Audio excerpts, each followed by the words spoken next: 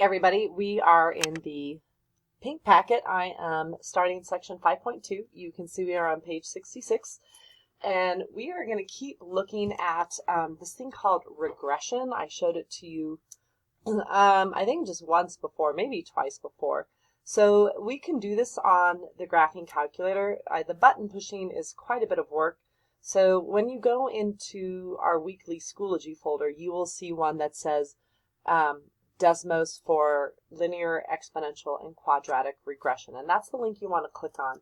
And when you do that, it's going to look like, do I have it up? It's going to look like this, all right? So the idea is we will be putting our data in for X and for Y over here, and then you will see the linear regression in red, you will see a quadratic in green, and exponential in orange. And our focus this chapter is the exponential in orange, all right? So jumping back to what you see here is I'm going to take this data and put the years in for X. The top row will always be X, and the bottom row will always be Y. For other words, it's independent and the dependent variable. Those are words shared with you in Algebra 1, and I'll explain that in just a moment. So the balance in an investment account can be modeled by B of T, where B is your account balance measured in thousands. So this is 10,000. 11,100. Basically, you just move the decimal 3 times to the right since there's 3 zeros in 1,000, or you just take these numbers times 1,000. So this is 12,400, 13,200, etc. Because if I move the decimal 3 times the right, I'd put 2 zeros at the end. And T is the year since you opened the account. So again, this is X, this is Y. And the reason why this is known as the dependent variable is because the amount that you have in your account depends on what year it is. And as you can see, your account balance is going up. So that's important to understand.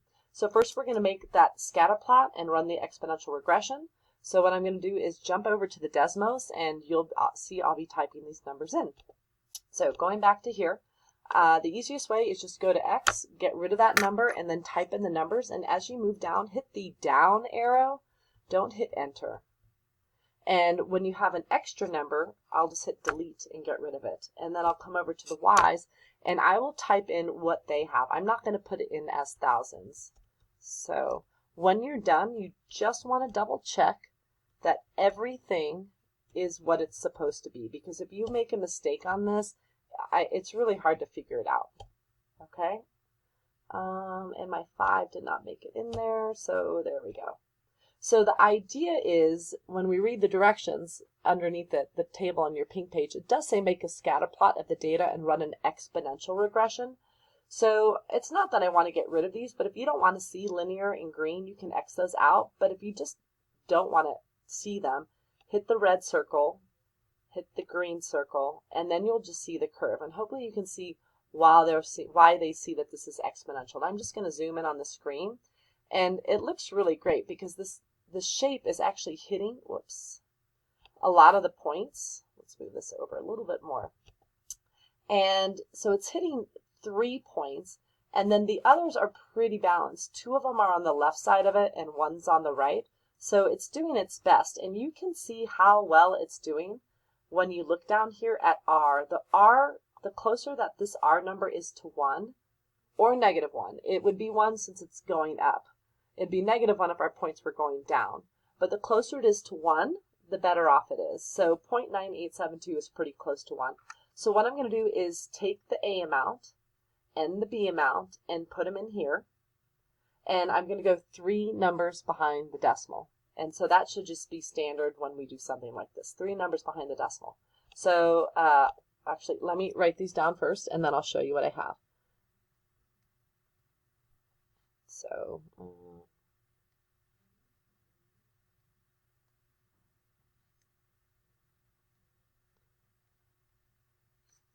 all right, so a little difference of what you might see with what they have. So let me switch back.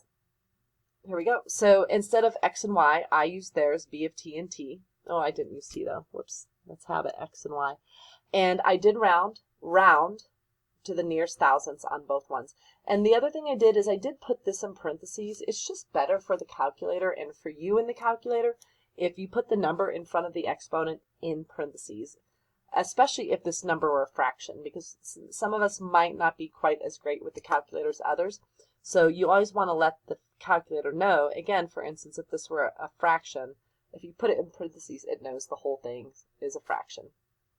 So going back to some basic things that we talked about in our first section, and they're using the letters A and B. So this first number is the y-intercept, and the number that's attached to x, that is what we call the growth factor. Okay, so I have to pause this real quick. I got to plug in my computer. All right, so this is a little bit of memory, things we discussed in Algebra 1. So the meaning of A and B in context of the situation. So A is the y-intercept. What I want you to remember is the y-intercept should always be known as the beginning amount. Okay? And then the growth factor itself is a good number, but what we actually want, and what hopefully you remember from Algebra 1, is that G, this G is called the growth factor, and I should probably put B, huh? I'm used to G, comes from, you get this number here by taking 1 and you either add or subtract some rate. And a rate in an equation is shown up in a decimal because that's what calculators need. They need a decimal. But when we give our answer, we will be explaining it as a percent because that's what makes more sense for people. So when I describe A is the beginning amount. And the beginning amount, according to my equation, is 9.757. And so this is the beginning of something. And so what it is because it's the y-intercept, you look at what y is, and it's the beginning balance in thousands of dollars. So if I actually took this times 1,000 or move that decimal 3 times to the right, I would have a beginning balance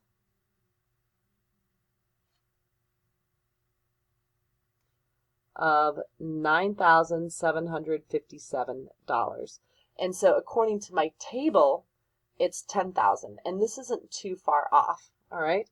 So again, the reason why it's not matching is because when we looked at that curve, not every point hit the curve. So what the Desmos is doing is just trying to make an equation that will hit as many of these points as it can, and if it can't hit it exactly like this, it will get pretty close to it, so this number. Now, most people do pretty well with the y-intercept in the beginning something. Again, since it's a y-intercept, you look at what y is, it's the beginning balance. It's the G, it's the other number that doesn't go as well. And I think, you know, when we do this in class, I am not going to use these letters. I'm going to use the letters that you used in Algebra 1. But anyway, this number, G, which is B, so my growth factor, I am going to call it G though, because that's, and I hate the fact that it's B here and G here, is this number 1.132. And what I need to realize is that this number is great, but what I really want to know is this rate. And so what I can do, and I'm going to write it up here, is I have to realize that to get to 1.132, and if I start out with 1, I should be adding an R. And the other reason I'm going to know that I'm adding is because these numbers are getting up, or going up, so they're getting bigger. So I just have to find 1 plus what makes this amount. And the easiest way to do that is just subtract these two amounts, and then you'll get your R. And if you just subtract this and this, you get 0.132, which is the decimal version of what we want. We want the percent, which means I'll move that decimal 2 times to the right so it ends up here. So what I want is 13.2. That is the important number, because what I can see now is that as my bank account is increasing, this is what it's increasing by. It's increasing this much. And how often is it increasing by that much? Every year. So I really don't have a lot of room here, but I will say I'm going to put it right here. So the bank balance is increasing 13.2%. And I guarantee there's a question like this on your Chapter 5 test, okay? What's the y-intercept? What does it mean? And then what's the other one mean? And again, the way it shows up is not the format that we use. And we'll practice this a lot. Don't worry about it. All right. Now what we're going to do is we're going to use this model and we're going to figure out when the balance would reach 100,000. So what we don't want to do is, so first when we decide where do we put the 100,000, we want to realize that we're trying to find when, so we won't put it in for here, we'll put it in for here. The danger is I don't want you to put 100,000 in, we need to put it in its modified format. So I would just divide this by 1,000, and which means I drop those 3 zeros. And so I'll put 100 in for here. And right now, so I'm going to write the equation down.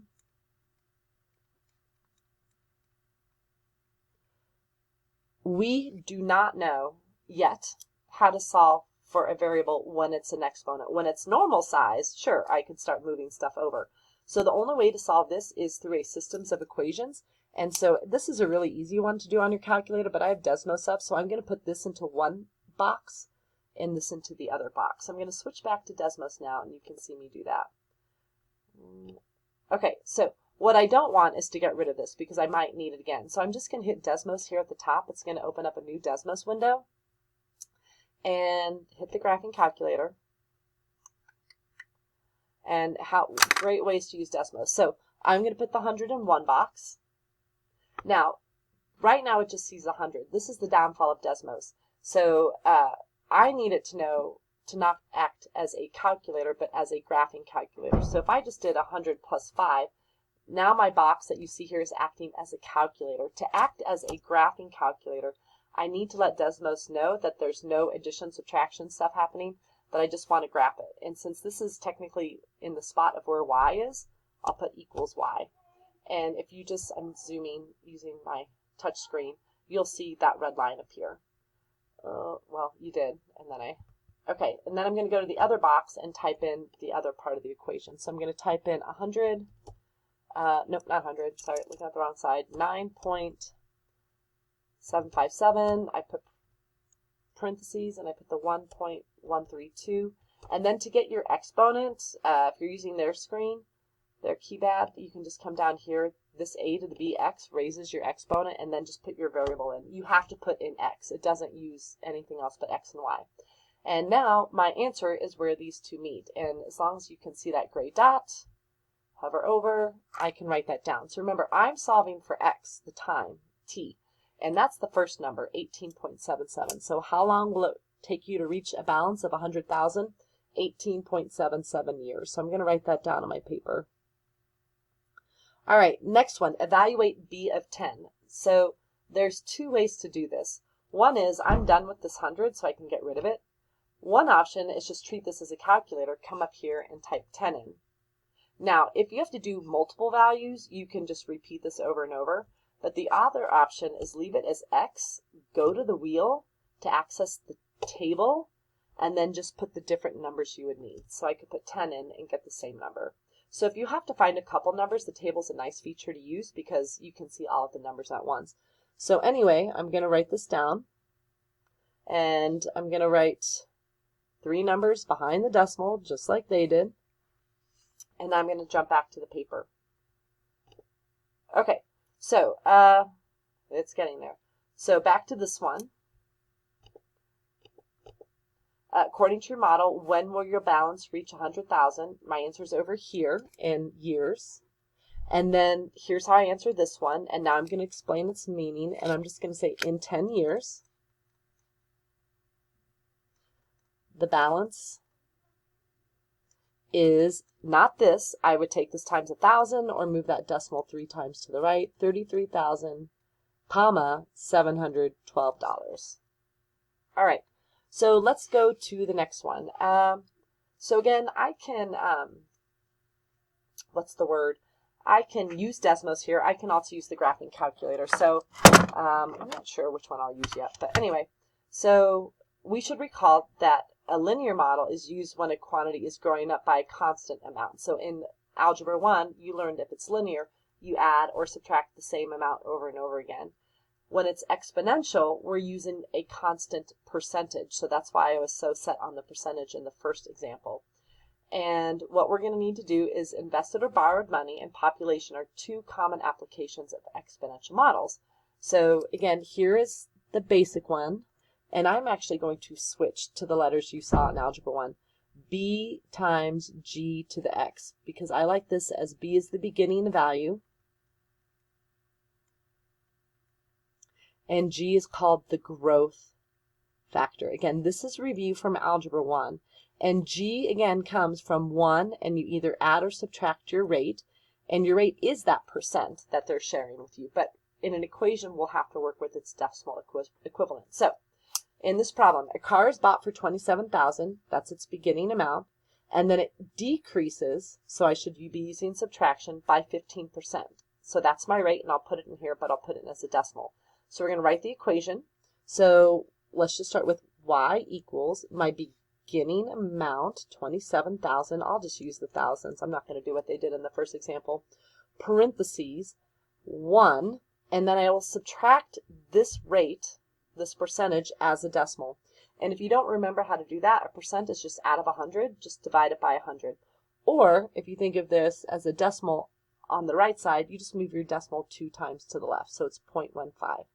So you can use this version, but if you want it to look more like it did up here with just one number in the decimal, then you could subtract those and just have this. Okay? So what we're going to do is we're going to use your model. This is the model, either one you want to use, to determine when the value of the car reaches 10,000. So again, X is usually, well, it said T, so well, not paying attention. I should have T here. But the 10,000 is going to be the new amount. So 10,000, I'm going to write it out. And just for a heads up, I'm going to use the shorter version, less to type in. X is always going to be your time. So if you want to use Desmos, I like Desmos for this because I don't have to worry about windows and stuff like that. Well, maybe not that one. All right, so I want to be on this one. And what I can do is get rid of this equation altogether, and I'll put 10,000 into, ooh, that's not 10,000, into one line. And remember, Desmos knows if it's a graphing calculator, it's going to be equals y. I'm going to go to my other box, type in the other part. So as you can see, I'm doing a great job typing. And again, to get that exponent, you can just hit this a to the b, x. And again, I can't see it. That's the great thing about Desmos. I can just zoom until I see that black line. And so it's 10,000, y is 10,000, so I really need to jump to where y is 10,000, go to the y-axis. And now I'm going to zoom in a little bit so you can see it. So now where those are meeting, just tap, there's that gray dot. And again, I'm solving for x, so I want the 6.112. So in 6.112 years, my balance will be, or the value of the car will be $10,000. So when I'm writing this down on my paper, 6.112 years. So a little over 6 years. All right, let's take a look at the next example. So let me jump back to the pink page. So there's my answer. I wrote it. You're going to invest $20,000 in an account earning 6% annual interest. If you don't invest or withdraw any money, how much money would you have after 25 years? So again, we got y equals our beginning amount times g to the x power, but you need to remember that g comes from 1 plus or minus this rate. And the rate is the percent, but we will have to use the decimal. So when I start, it goes y equals the beginning amount.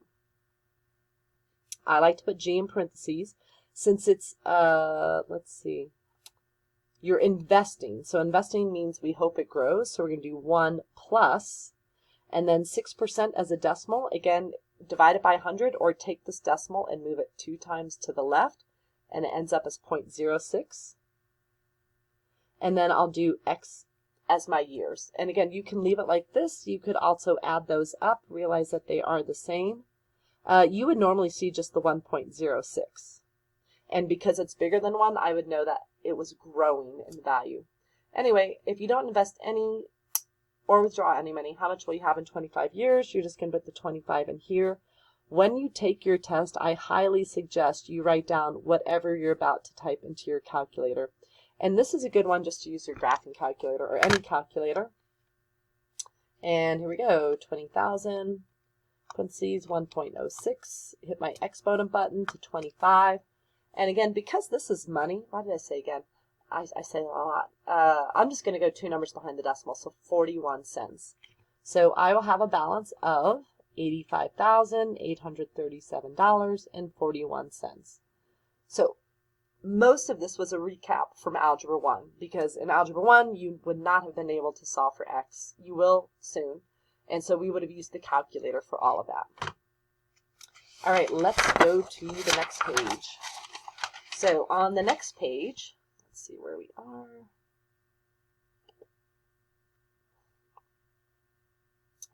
One second.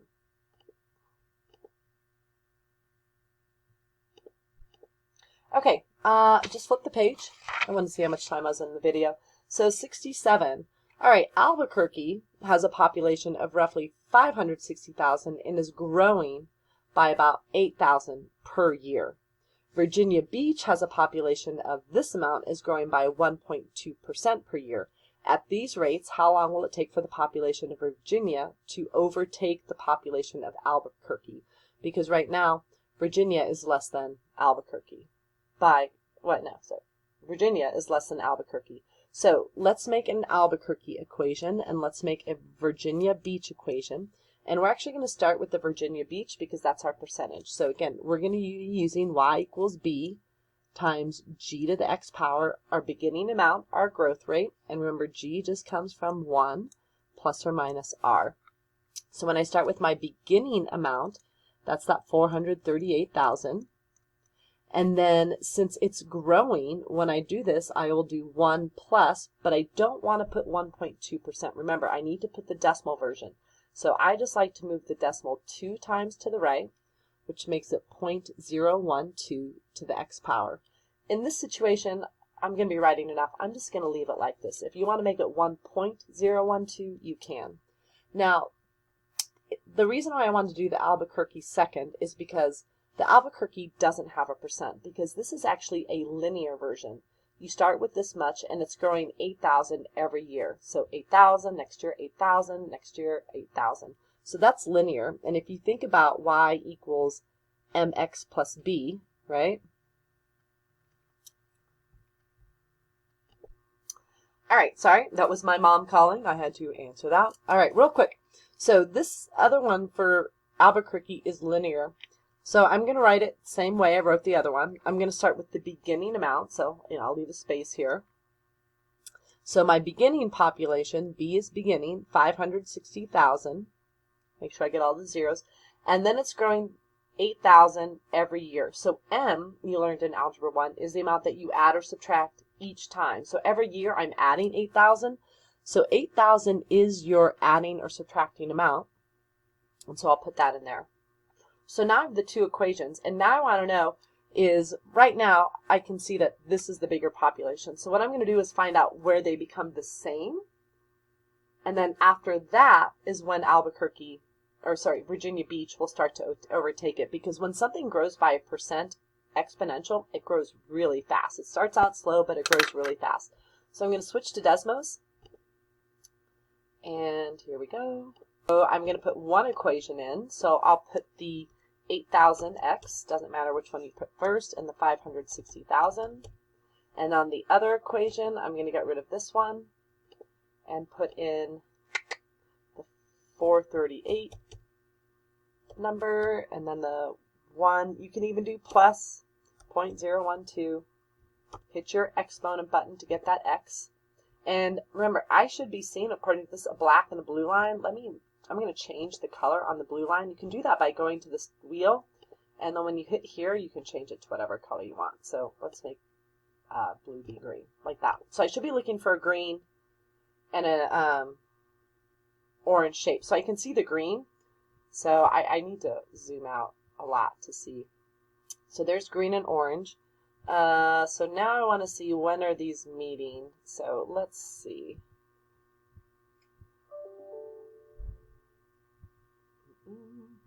Trying to see their shapes here. Okay, so here's the center of the graph.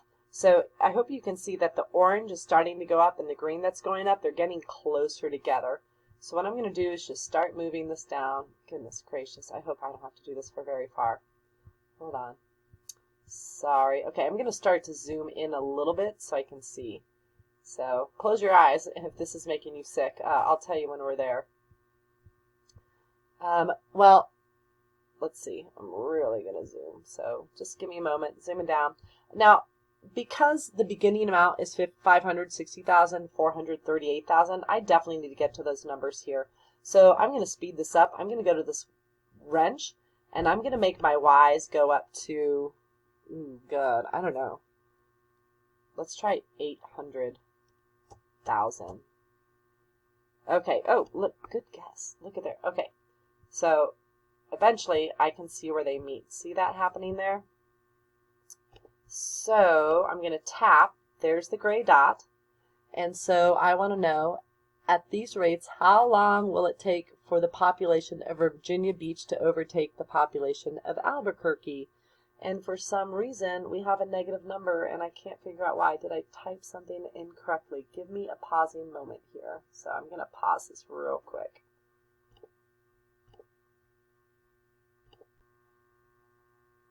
All right, we're back. So as it turns out, it is never going to overtake the other one because where they're meeting, x is a negative value, and x being time, time isn't negative. So as it turns out, at these rates, how long will it take for the population of Virginia Beach to overtake the population of Albuquerque? It's never going to happen. So I don't know. So I didn't make these notes. I don't know if there was a typo, and maybe it should have been 12% per year instead of 1.2% per year.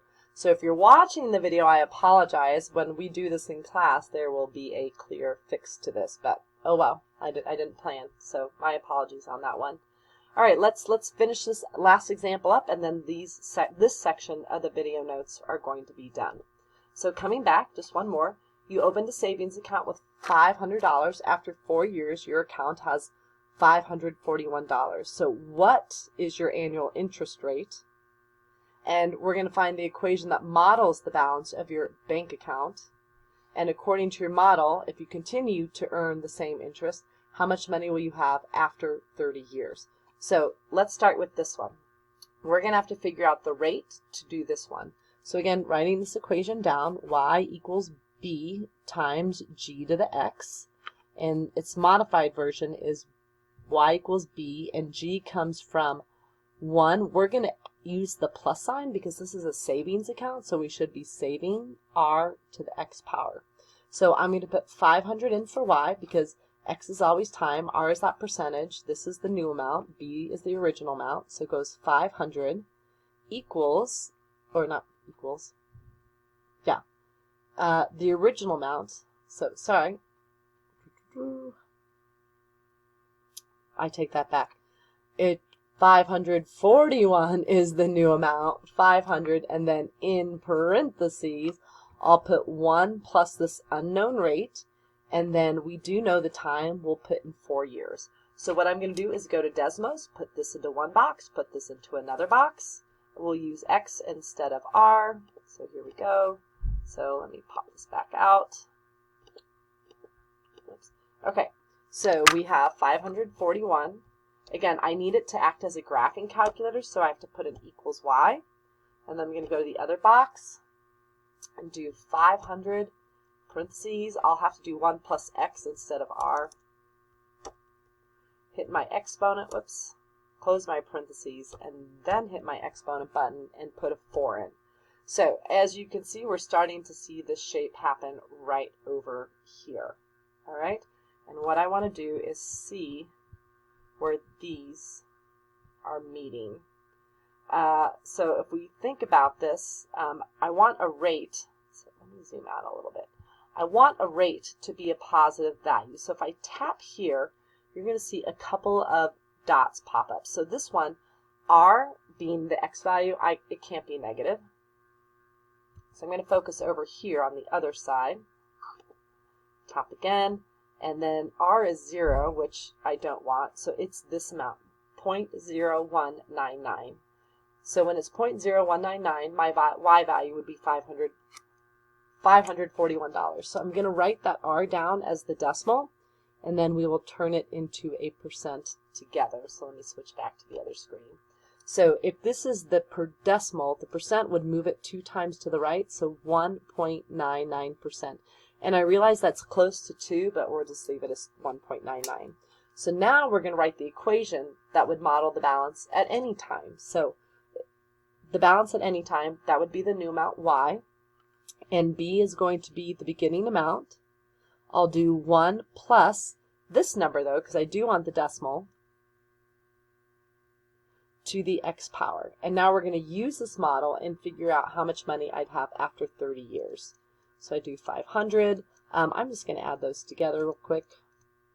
And I'll put 30 in. This is a great time just to use the regular calculator.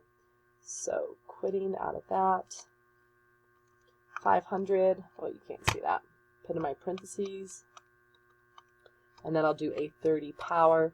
And in 30 years, I will have $903.02. Because it's money, I'll go 2 places behind the decimal. And those are going to be the first part of this section.